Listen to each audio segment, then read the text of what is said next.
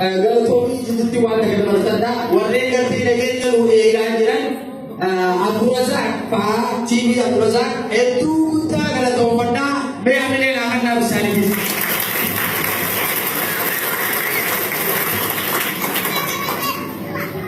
Gari kana taasula waan inni dubbatu qaba jedhaa beelaan mana waltajjiitti maaluma.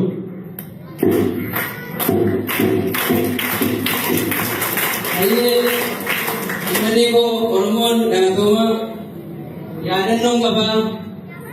Naannoo waggaa tokko jaarraa hiriira mormii bifuma adda addaatiin gadhiiftan ani immoo yeroo sana mana hidhaan ture.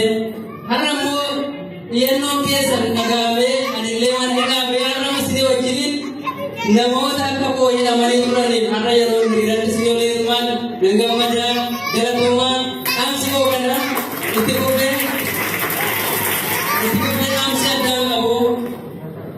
namicha mucaa amboorratti du'e takka rasaasa saddeetii rukutamee jiru. Yaa'iduma kana keessatti yeroo sana haati koosee mucaa koo naa kennu dhageena awwaalladhaa jettee gaafasee bakka ta'u reeffi isaa jiru gara hospitaalaa deemtu kan rasaasa keenyaa 3,000 nu gabbatu malee reeffa kee fudhattu jedha.